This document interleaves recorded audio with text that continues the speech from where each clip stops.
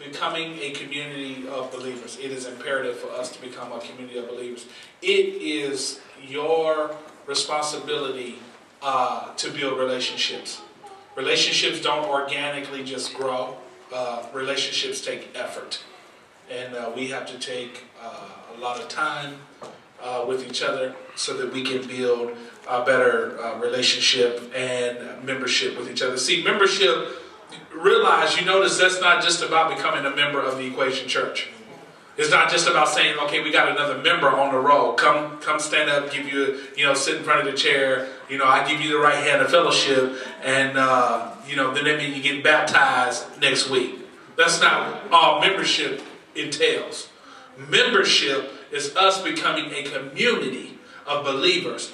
What do you mean? What's in the community right now? You have grocery stores in communities. You have housing in community. You have resources in community. And what we have to do is be a resource for each other. We have to be kingdom-minded. Say kingdom-minded. Kingdom-minded. Kingdom-minded is community-minded. And without a shadow of a doubt, we have to build resources and a rapport with each other that before we'll go to the world or tap into the world system, we got whatever we need right here. Amen? So that's why we have such a huge vision, so that people don't have to turn to the world for anything. They can look to the kingdom for all their needs. It makes the kingdom more relevant. That's why he said in Matthew 6:33, you don't have to worry about any of that stuff. Just seek the kingdom. It's in the kingdom. I want you to know that all of the resources and everything that we need is in the kingdom. But realize that God works through people. He does not just poof, it's there. God works through people. That's why when God moves on your heart to pay somebody's bill, pay the bill. Because God's not going to magically drop the money out of the sky. Now, God's a very supernatural God. He can make money appear in your account. He's made it happen for us. Money show up in the account. You're like, seriously? Where'd that come from? Or checks, they come in the mail with names on it that you don't even know. You overpaid. I'm like, I don't even know that. I don't even remember, this company. He can move like that. But for the majority of the time, because he wants us to learn faith without works, things happen through people. So you have to realize that God has created for you to be a well, a resource, a wealth of resources to help benefit people. That's why he don't want lack in the body. That's why he don't want poverty in the body. That's why he wants us to be a community of believers and a fellowship, so that everything a person needs, they can come straight to the body. I shouldn't have to go to social services every time. I shouldn't have to, get food stamps and all that stuff all the time. I should be able to turn to the body to be able to get needs met. Remember, Acts 2:42, they sold all of their possessions and they shared everything that they had in common. That's what made the church powerful. We don't love each other enough today. We really don't. We have a strong like for each other, but we don't love each other for real. Because if we loved each other for real, we should be able to turn to each other. I should be able to call the church down the street and say, I need some help. But we don't have that kind of fellowship right now. Well, are you in our organization? Are you able to pay this back? We don't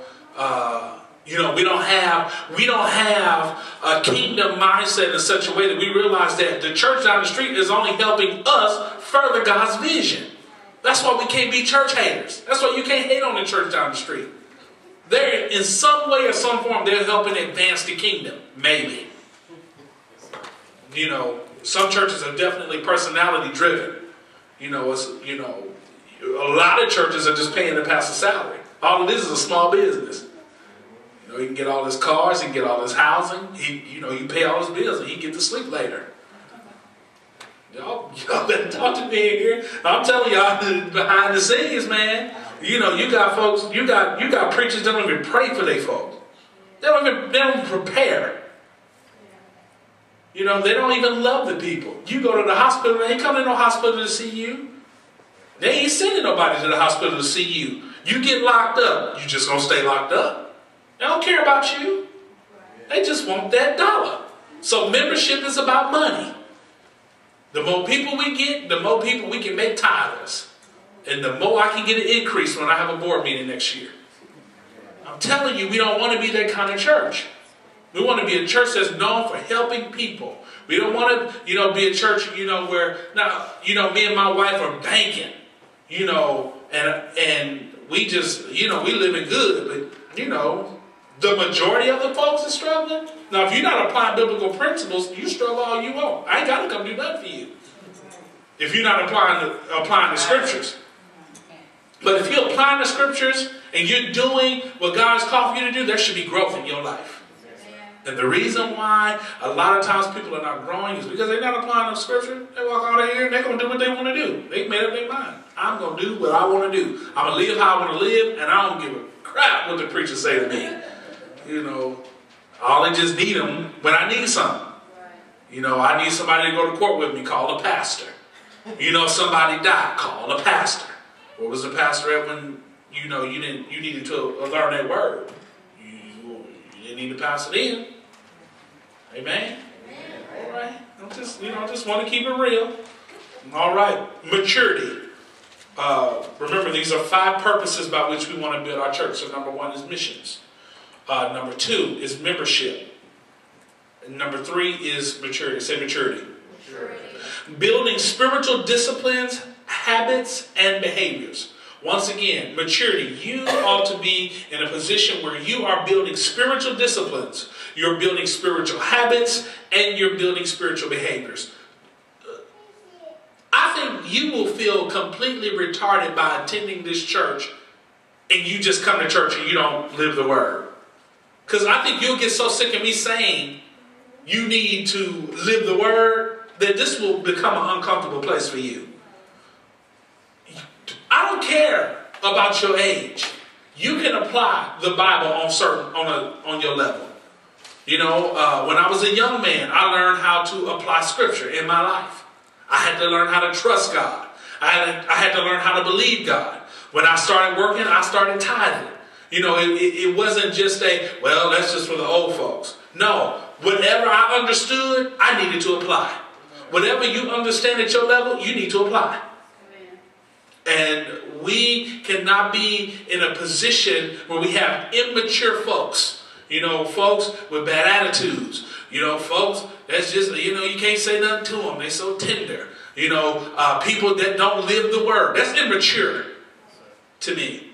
It's immature when you don't, at some point, want to apply the scriptures to your life. Am I saying that it is perfect? No, I'm not saying that it's perfect or that it's easy. But I'm saying you need to apply something. You need to challenge yourself to build spiritual disciplines, habits, and behaviors. I mean, you need to have a prayer time. You need to have a prayer life. You need to have a time where you read the word. You need to have a time when you spend time in fasting. You need to have a time where you spend time away, seeking God's presence. You need to have a time where you're reaching out and soul winning, because that's part of spiritual habits and disciplines.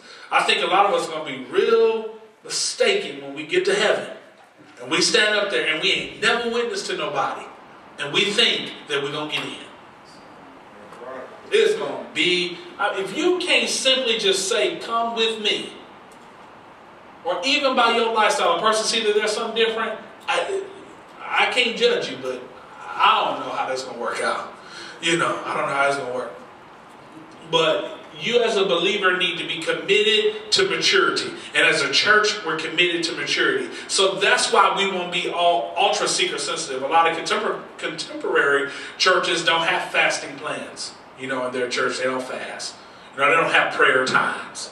They don't have biblical reading or just biblically sound teaching. They don't even quote a scripture on the screen. You can't even tell them, where 1 Peter 2:9 is, because they don't even make mention of 1 Peter 2:9. The scripture is where you're going to find relevance, where you're going to find the word. So we got to make sure that we keep those main things the main things. So say maturity. Be committed to building spiritual disciplines, spiritual habits, and spiritual behaviors. Ministry. Serving God, His people, and His church. Once again, ministry.